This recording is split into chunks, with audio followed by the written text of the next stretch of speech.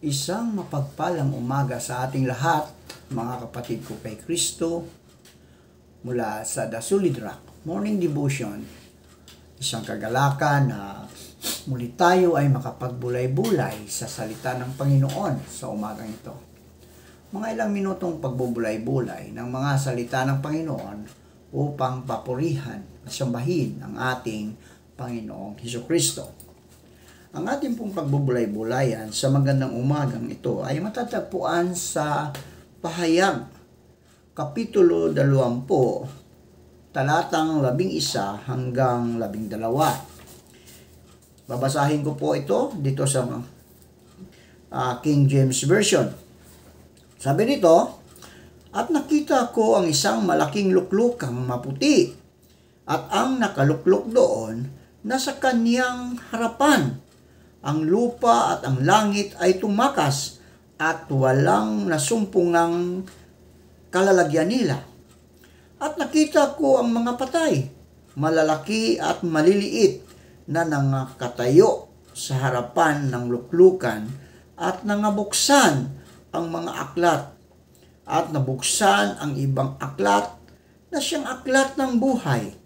At ang mga patay ay hinahatulan ayon sa mga bagay na nasusulat sa mga aklat ayon sa kanilang mga gawa." Pinagpala na po tayo sa pagkabasa at pagkarinig ng salita ng Panginoon. Tayo po ay manalangin.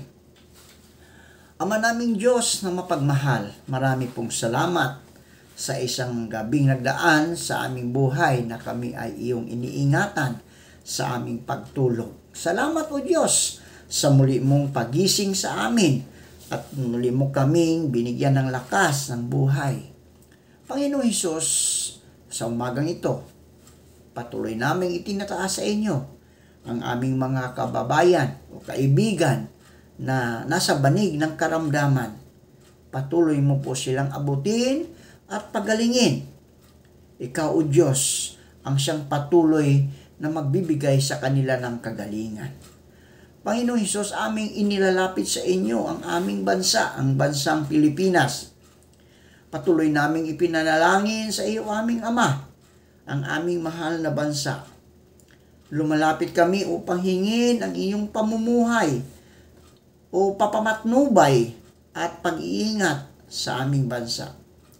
Dumadanas ngayon ng tensyon at pagkatakot ang mga mamayan ng aming bansa dahil sa patuloy na pananakot at paniniil ng bansang China, na kung saan nagdudulot ito ng agam-agam na hahantong sa digmaan. Ikaw ang Diyos ng kapayapaan. Kaya sa iyo kami humihingi ng saklulo na huwag mo kanawang pahintulutan ang ganitong mga pangyayari sa aming bansa. Batid mo, O Diyos, na labis-labis na ang paghihirap ng mga tao sa laylayan, mga mamamayan na umaasa lamang sa hanap buhay sa karagatan. Subalit, hindi makapaghanap buhay dahil sa ang matinding banta at agresyon ng mga Chinese military personnel. Maging ang aming mga halal na opisyalis ay para bagang nagbingi-bingihan lamang sa aming kalagayan. Pag-isahin mo, Ama, ang puso at damdamin ng bawat Pilipino upang harapin ng may pagkakaisa ang aming kalagayan. Panghawakan nawa ng bawat isa sa amin ang aming kalayaan upang hindi ito mawala sa amin. Napakasarap mamuhay ng payapa kahit may mga pagsubok. Kaya lumalapit kami sa iyo, O Diyos, na pumagitna ka sa aming kalagayan. Kaawaan mo ang bayang Pilipinas. Patuloy mo nawang ipadama sa aming lahat bilang isang bansa na ikaw ay kasama namin sa aming pakikibaka tungo sa isang mapayapang bayan. Hipuin mo po O Diyos, ang mga puso ng mga Chinese leaders. Mangusap ka sa bawat isa sa kanila. Dalangin namin, O Diyos, ang iyong pagtugon sa aming mga pagsamo at panalangin para sa aming bansa. Amin ding inilalapit, Panginoon, ang mga kaibigan naming naghahanap ng trabaho, lokal man o abroad, naway makasumpong sila ng magandang trabaho sa tulong ng iyong banal na Espiritu upang sila, O Diyos, ay magkaroon ng hanap buhay. Maraming salamat sa pangalan ni Jesus. Amen. Sabi sa pahayag 20, talatang 11 hanggang 12. Kapag tinalakay ang paghatol sa dakilang puting trono, maraming mga kapatid ang naniniwala base sa 2 talatang ito ng Biblia na ito ay para lamang sa mga di mananampalataya na walang pananampalataya sa Diyos. Iniisip nila na kapag dumating ang katapusan ng mundo, hahatulan ng Panginoong Hesus ang bawat tao ayon sa kanilang mga gawa. At ang lahat ng mga di mananampalataya ay kukundinahin at parurusahan. Gayunpaman, ang lahat ng mga mananampalataya ay pinatawad sapagkat kanila nang natanggap ang pagtubos ng Panginoong Hesus. Kaya hindi na nila kinakailangan pang sumailalim ng paghatol. Ngunit maaaring direktang makapasok sa kaharian ng langit. Ngunit ito ba talaga ang mangyari? Ito ang magiging focus natin ngayong umaga, mga kapatid, mga kaibigan. Una, kailangan nating maging malinaw na ang 2 talatang ito mula sa aklat ng pahayag ay mula sa isang pangitain na nakita ni Apostol Juan. Kung paano natutupad ang mga pangitain ay hindi isang bagay na lubos nating maipaliwanag batay sa literal na kahulugan ng banal na kasulatan. Ito ay isang bagay na tunay lamang nating maunawaan pagkatapos magsimulang gumawa ng Diyos. Ang nasa isip ng Diyos ay napakalayo sa ating kakayahang bilang mga tao. Ang kanyang gawain ay kamangha-mangha at hindi maaarok. Kaya hindi dapat nating ito limitahan batay sa ating sariling mga paniniwala at haka-haka. Kung gayon, mga kapatid, ano ang sinasabi ng Biblia tungkol sa gawain ng paghuhukom ng Diyos sa mga huling araw? Tingnan natin kung ano ang sinasabi ng Biblia. Sapagkat siya'y dumarating upang hatulan ang lupa. Kanyang hahatulan ng katuwiran ng sanlibutan at ng karapatan ng mga bayan. At siya'y hahatol sa gitna ng mga bansa at sasaway sa maraming tao. Ang nagtatakwil sa akin at hindi tumatanggap sa aking mga pananalita ay mayroong isang hahatol sa kanya. Ang salitang aking sinalita ay siyang sa kanya'y hahatol sa huling araw. Sapagkat dumating na ang panahon na pasimula ng paghuhukom sa bahay ng Diyos. Ang mga propesya na ito ay nababanggit ng mga bagay tulad ng hahatulan ang sanlibutan. Hahatulan ang mga tao. Hahatol sa gitna ng mga bansa. At ang panahon ng pasimula ng paghuhukom sa bahay ng Diyos. Malinaw nating makikita mula rito na kapag ang Panginoon ay bumalik na sa huling araw, dapat niyang hatulan ang lahat ng mga bansa at lahat ng mga tao na may matuwid na kalagayan. hindi lamang upang hatulan ang mga di mananampalataya tulad ng naiisip natin. Ang gawain ng paghatol, mga kaibigan, ng Diyos sa mga huling araw ay nagsisimula sa bahay ng Diyos. No? Bahay ng Diyos na ilalahad sa pangkat ng mga tao na tumatanggap ng kaligtasan ng Diyos sa mga huling araw. Ibig sabihin, mga kaibigan, kapag bumalik ang Diyos sa mga huling araw, ipapahayag niya ang paraan ng paghatol at ang lahat ng tumatanggap ng kanyang gawain ng paghatol sa mga huling araw ay mga tatanggap ng kanyang paghatol, paglilinis at ganap na kaligtasan. Ang gawain ng paghatol na nagsisimula sa bahay ng Diyos ay upang gumawa ng pangkat na ito ng mga mananagumpay bago ang kalamidad. Ito ang pangkat ng 144,000 matagumpay na mga anak na lalaki sa propesiya ng Aklat ng Pahayag. Sila ang mga taong makakapasok sa kaharian ng langit at makakakuha ng buhay na walang hanggan. At ito ang katuparan ng propesiya, mga kaibigan, ayon sa pahayag. At tumitingin ako at narito ang kordero ay nakatayo sa bundok ng Sion. At ang kasama niya ay 144,000 may pangalan niya. At pangalan ng kanyang ama na nasusulat sa kani-kanyang mga noo. Tingnan na.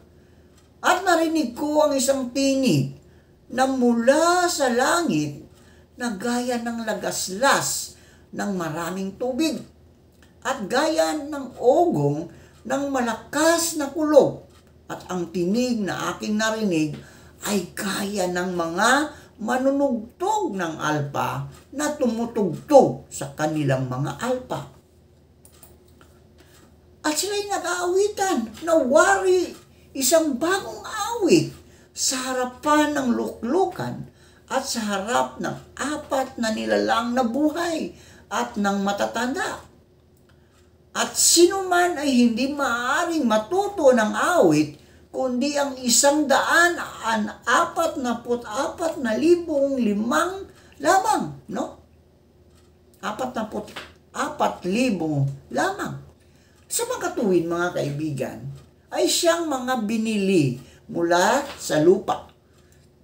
Ang mga ito'y ang hindi nangahawa sa mga babae, sapagkat sila'y mga malilinis. At ang mga ito'y ang nagsisisunod sa kordero saan man siya pumaroon. Ang mga ito'y ang binili sa gitna ng mga tao na maging mga pangunahing bunga sa Diyos at sa kordero. At sa kani-kaniyang bibig ay walang nasumpungang kasinungalingan. Sila'y mga walang dungis, mga kaibigan. Ang ilan sa atin ngayon ay maaaring magtaka. Tayo ay nagkasala. Ngunit umamin at nagsisi tayo sa ating Panginoong Hesus at natubos ang ating mga kasalanan. Kaya't makakapasok tayo, mga kaibigan, sa kaharian ng langit. Bakit kaya nga natin ding tanggapin ang paghatol ng Diyos? Alam nating lahat na ang Panginoong Hesus ay ipinako sa krus upang gawin ang gawain ng pagtubos sa sangkatauhan sa kanilang mga kasalanan.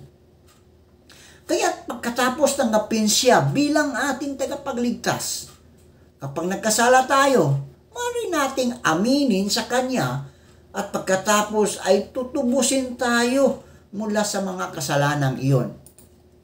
Kung gayon, mga kaibigan, hindi na tayo hahatulan ng kamatayan. Yun ang maganda. Ha? Hindi na tayo hahatulan ng kamatayan sa ilalim ng batas. Gayunpaman, hindi ito nangangahulugan na hindi tayo likas na makasalanan. At lalo na hindi nangangahulugang tayo ay mga tao na sumusunod sa kalooban ng Diyos, na maaaring dumiretso lamang sa kaharian ng langit. Tingnan natin ang ilang mga sipi ng mga salita ng Diyos upang mas maunawaan ito. Sabi ng Diyos, mga kaibigan, ang mga kasalanan ng tao ay napatawad sa pamagitan ng Diyos na nagkatawang tao. Ngunit hindi ito nangangahulugang na ang tao ay walang kasalanan sa kalooban niya.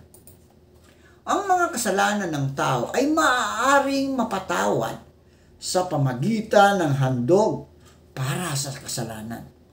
Ngunit hindi magagawang lutasin ng tao ang suliranin kung paano siya hindi na muling magkasala at kung paanong ang kanyang makasalanang kalikasan ay ganap na maiwawaksi at mababago. Kahit na ang tao ay natubos at napatawad sa kanyang mga kasalanan, ito ay maaaring ituring lamang bilang hindi pag-alala ng Diyos sa mga paglabag ng tao at hindi pagtrato sa tao alinsunod sa mga paglabag ng tao. Subalit, kapag ang tao ay namumuhay sa laman at siya ay hindi pa napapalaya mula sa kasalanan, siya ay maaaring magpatuloy lamang sa pagkakasala. Walang katapusang paghahayag ang kanyang makasatanas na kalagayan. Ito ang pamumuhay ng tao, isang walang katapusang pag-ikot ng kasalanan at kapatawaran. Ang karamihan ng mga tao ay nakakasala sa araw upang magtapat ng kasalanan sa gabi. O, di ba? Sa araw tayo ay nagkakasala. Sa gabi humingi tayo ng kapatawaran sa Diyos. Bakit ganon? Ikot-ikot lang, di ba? Paikot-ikot lang. Walang katapusang kasalanan. Dahil dito, kahit na ang handog para sa kasalanan ay magpakailanmang mabisa para sa tao, hindi nito magagawang iligtas ang tao mula sa kasalanan. Tanging kalahati lang ng gawain ng pagliligtas ang nakumpleto sapagkat ang tao ay mayroon pa ring tiwaling kalagayan. Makikita natin mula sa mga salita ng Diyos na ang gawain ng pagtubos ng Panginoong Hesus ay upang tubusin tayo sa ating mga kasalanan. Ito ay dahil lamang sa hindi na aalalahanin ng Diyos ang ating mga kasalanan na lumalabag sa batas. Ngunit sa katunayan, ang ating makasalanang kalikasan ay hindi pa natanggal. Hindi pa rin natin maiwasan, kundi madalas na magkasala at labanan ng Panginoon. Isaalang-alang ang lahat ng mga sumusunod. Tayo ay nagdarasal at nagkukumpisal araw-araw. Ngunit pagkatapos ay nagpapatuloy na gumawa ng kaparihong mga kasalanan na walang kagatul-gatul na nagsisinungaling sa Diyos sa ating pakikihalubilo sa ibang tao. Tuwing ang sinuman ay may sinasabi o ginagawang isang bagay na sumasaklaw sa ating sariling interes o integridad, nagkakaroon tayo ng sama ng loob, mga kaibigan, laban sa kanila at maaari ring maghiganti kapag nakakakuha tayo ng pagkakataon. Kapag nakikita natin ang isang mangangaral o isang pastor o isang Kristiyano ay mahusay na maghahatid ng mga salita ng Diyos at nagsisimula tayong tularan sila.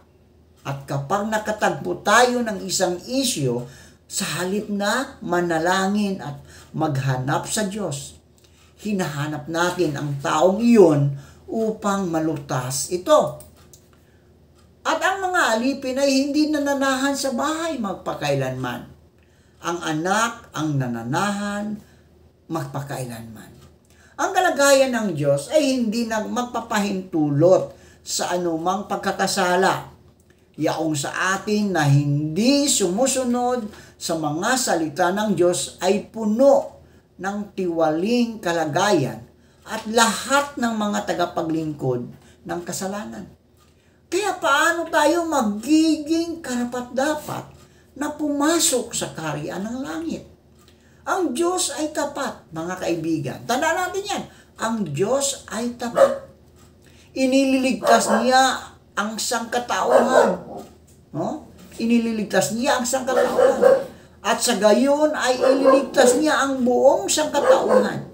Ito ang dahilan kung bakit nagpropesiya ang Diyos ng isa pang yugto ng gawain ng paghatol sa mga huling araw, alinsunod sa kung ano ang kailangan nating tiwaling tao at alinsunod sa kanyang sariling plano sa paggawa. Ito ay upang lubusang linisin tayo, mga kaibigan, sa ating katiwalian upang tayo ay maging karapat-dapat na makapasok sa kaharian ng langit.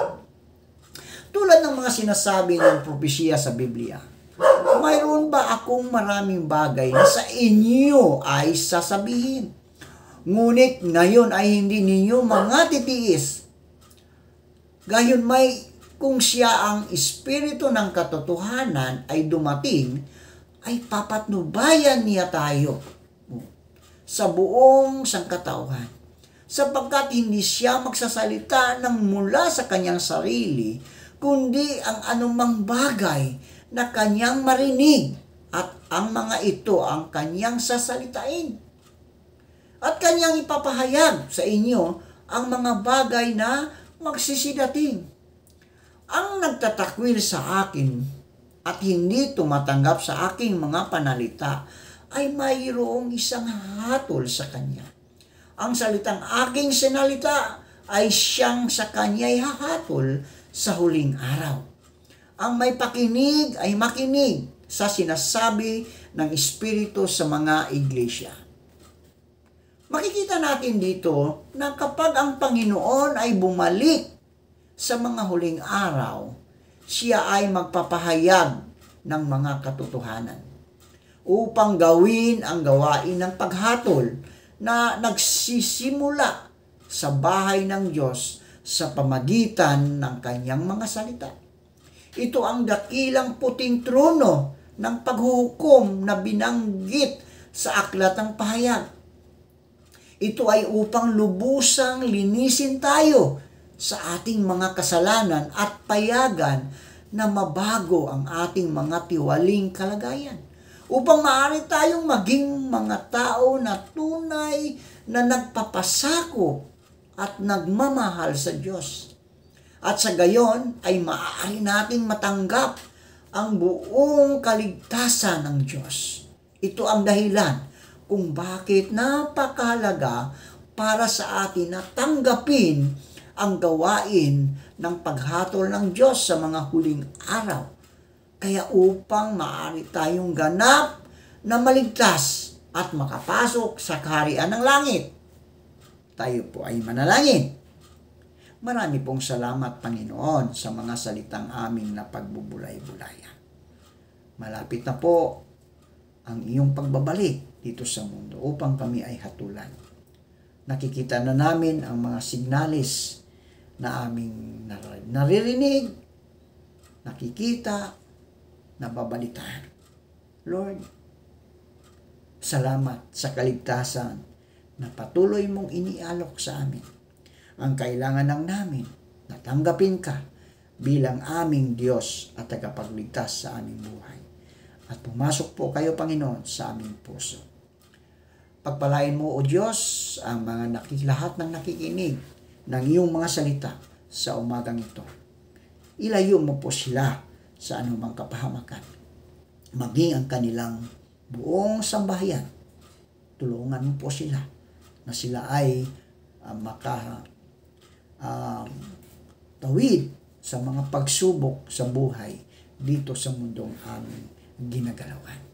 Panginoong Hesus, tulad ng mga alagad mo, nagpapasalamat po kami sa inyong pagtitiwala at pagtawag sa amin para maglingkod sa iyo kahit hindi kami karapat-dapat. Makakaasa po kayo, Panginoon, na hindi po namin ito sasayangin ang magandang pagkakataon na ibinibigay ninyo sa amin. Amen.